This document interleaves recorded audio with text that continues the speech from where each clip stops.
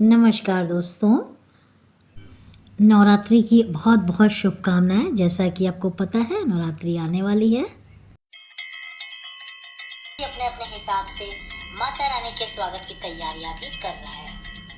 तो हम सभी को कुछ सामग्रियां पहले से लेके रख लेना चाहिए ताकि नवरात्रि माता रानी की पूजा में हमें किसी भी प्रकार की असुविधा ना हो। तो आज की इस वीडियो में मैं आपको बताऊंगी कि नवरात्रि में माता रानी की स्थापना में, पूजन में हमें किन किन सामग्री की जरूरत पड़ेगी और किस सामान का हमें कहाँ पर उपयोग करना है।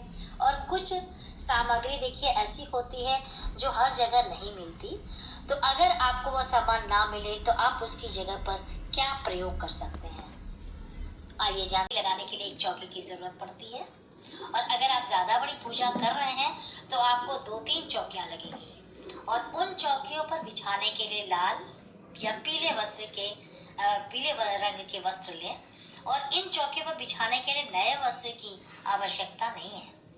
आप पुराने कप वस्त्र जो है उसको भी धुलकर सुखाकर यूज कर सकते हैं, उपयोग में ला सकते हैं।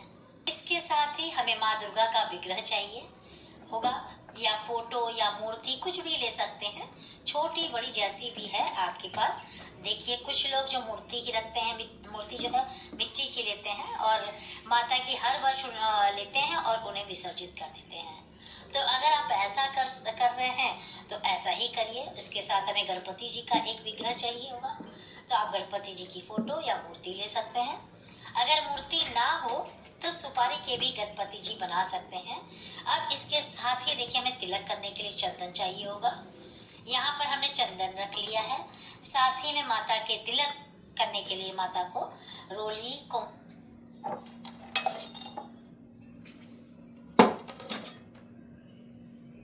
सिंदूर इन तीनों में से कुछ भी ले सकते हैं।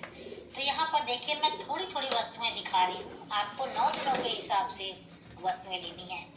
तो अगर आप 9 ग्रहों की स्थापना करते हैं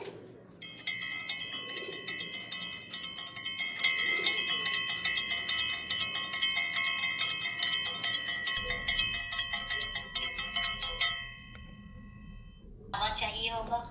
लाल पीले रंग का यहाँ सूती कलावा ले लिया है, और इसके साथ ही जनेऊ ले लेंगे।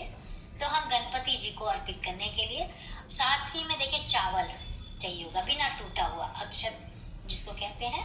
तो वह पूजा में थोड़ी ज्यादा मात्रा में लगेगा, क्योंकि अष्टदल कमल बनाएंगे, उसके ऊपर हम कलश स्थापित करते हैं और 9 ग्रह और षोडश मातृकाएं भी बनती हैं।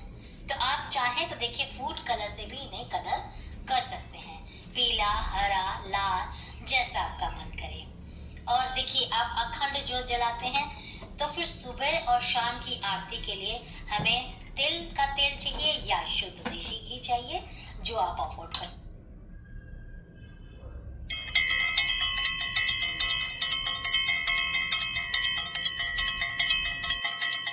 जो कर सकते हैं वो ले लीजिए। और इत्र लेना है, एक इत्र लेना है। और इसके साथ स्थापना वाले दिन, पहले दिन यानी प्रतिपदा वाले दिन माता को चुनरी अर्पित की जाती है। तो यहाँ पर एक लाल रंग की चुनरी ले ली है, और मैंने इसके साथ ही यहाँ पर कुछ श्रृंगार का सामान ले लिया है। तो आप भी श्रृंगार का सामान 9 दिनों में किसी भी दिन अर्पित कर सकते हैं, जरूरी नहीं कि प्रतिपदा वाले ही दिन अर्पित करें, किसी भी दिन आप अर्पित कर सकते हैं। इसके साथ हमें बताशे चाहिए। बताशे माता रानी को बहुत प्रिय है, तो बताशे या मिश्री या गुड़ या चीनी जो आपके पास अवेलेबल हो वो आप माता रानी को भोग के रूप में रख सकते हैं, चढ़ा सकते हैं। हर जगह नहीं मिलता ये चीजें, तो फिर जहाँ जो मिल जाए, मिश्री, चीनी, गुड़ जैसा भी हो। पंचमेवे हमें रख लेंगे। और स्थापना वाले दिन यानी प्रतिपदा वाले दिन और समापन वाले दिन 5 तरह के आप ऋतुफल अर्पित कर सकते हैं माँ को, या ना हो तो आप एक फल भी माँ को अगर प्रेम से चढ़ाएंगे, अर्पित करेंगे, तो वो भी माँ स्वीकार कर लेती है। तो जितना हो, देखिए हमारे पास 3 तरह के फल हैं, तो आज हम 3 तरह के ही फल चढ़ा रहे हैं, बाकी हम और दिन में दिखा रहे हैं आपको। ये तो मैंने तैयारियों के हिसाब से लिया है, तो ये मैं दिखा रही हूँ आपको भोग लगाने के लिए।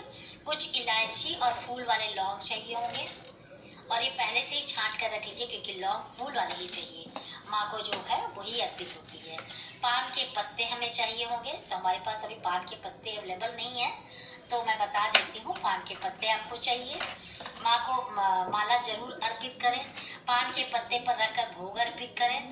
पहले दिन उपलब्ध ना हो तो आप पान का पत्ता, जो समापन वाला दिन होता है, उस दिन भी आप उपयोग कर सकते हैं। और आप पान के पत्ते पर लौंग, इलायची, बताशा, सुपारी रखकर हवन में आपकी आहुति, मतलब आप जो है उसकी आहुति दे सकते हैं। और हवन करने के लिए एक पात्र चाहिए होगा। आपके पास तांबे का हवन कुंड है तो ठीक है, नहीं तो उसका मिट्टी का भी, आप देखिए मैंने इस तरह का मिट्टी का लिया है, तो उसमें भी हवन हम कर सकते हैं डेली के रूप में। गाय के गोबर के उपले चाहिए होंगे, आसानी से आपको पूजा पाठ की शॉप पर मिल जाते हैं सब। और लकड़ी चाहिए आम की, ठीक है, तो ये सब भी मिल जाता है। नहीं मिले तो आप अगल बगल ले सकते हैं आम की लकड़ियों पर, या फिर सूखे हुए नारियल को प्रज्वलित करके भी उनकी आहुतियाँ दे सकते हैं। और आहुति देने के लिए हमें हवन सामग्री चाहिए, तो वो ले लेंगे। साथ में ही देखिए कलश स्थापना के लिए तांबे का या पीतल का या फिर मिट्टी का कलश लेंगे। यह सारी चीजें देखिए पहले ही साफ सुथरी करके रख लें। और कलश के अंदर डालने के लिए हमें एक हल्दी की गांठ, सुपारी, सिक्का चाहिए, तो वो ले लेंगे। हल्दी की गांठ की जगह हल्दी का पाउडर भी यूज कर सकते हैं अगर ना मिले तो। और आम के पत्ते, जैसे जो आम के पत्ते लगाते हैं कलश के ऊपर, आज हमारे पास नहीं था, लेकिन मैं बता रही हूँ आपको, आम के पत्ते चाहिए होते हैं जो कलश के ऊपर रखे जाते हैं, तो थोड़ा टाइट हो जाता है। बंच में अगर आप मिल जाए, जैसे 5-6 का बंच मिल जाए तो अति उत्तम है, 9 दिन में सूखते नहीं है। तो इस तरह से पान के पत्ते, अशोक के पत्ते ले लें। और कलश के ऊपर जैसे पान के पत्ते रख लिया, पान के पत्ते के ऊपर नारियल रखते हैं जटा वाला। और जवारे अगर बोते हैं तो जवार चाहिए आपको, जवारे चाहिए। इस प्रकार से मिट्टी का कुंडा चाहिए होगा।